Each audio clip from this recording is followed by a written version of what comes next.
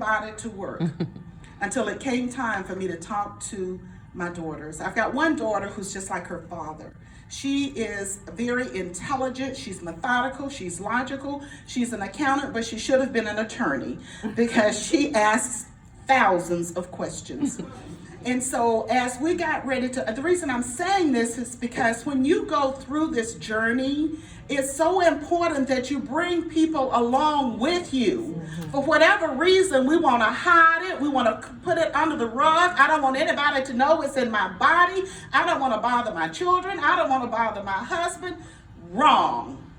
It just like it takes a village to raise the children, it takes a village to bring you through this. And so my baby, my oldest daughter, we were blessed because we've taught them how to save. She had just moved into her first home in Dallas. We were going to Dallas anyway to help her move into her house. When we got there, we sat around the table because that's what we do as a family. And so I prayed, Lord, please, what is the right time? So when I told her, she began to cry. She looked at me. She looked at her daddy. She looked at me because daddy can do anything. He's raised him that way. She go, well, daddy, fix this. Daddy says, I can't fix this. We have to walk with mother in this. And I say that to say, there are times in this journey, in this experience, when you have critical moments of truth. For me, it was my family. The second time was when my hair started to come out. You know how they tell you, oh, cancer doesn't affect everybody the same way. And because somebody else loses their hair doesn't mean you're going to lose yours. Well, one of the reasons I wrote the book is because I could not find one central place that provided for me education, motivation, prayer, how to be cute with this thing, because I knew my hair was coming out. Because I studied and I saw that AC, that long astro, you probably can call the name of it, but I can't even call the name of that cancer that they, carcinoma, invasive carcinoma with ductal axilia in the right, whatever, it's like, excuse me, I don't even know what you're talking about.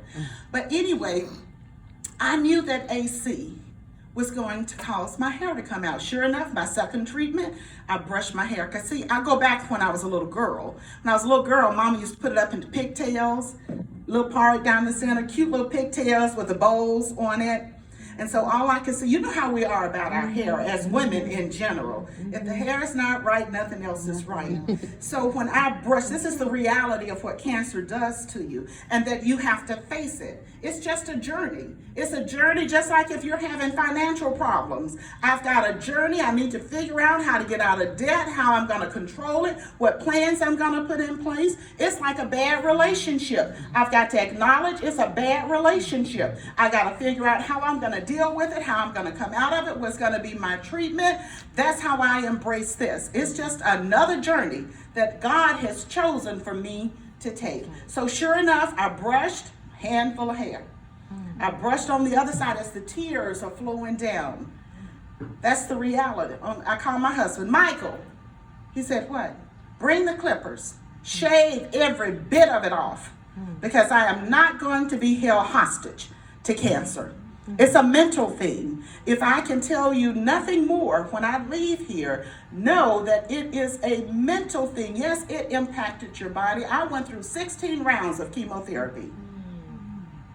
4 of them were with AC, 12 with Taxol. When I got to about my 10th treatment, right now I've got neuropathy in my fingers. I got trigger finger. I can't even make a fist anymore. Now I could say, oh God,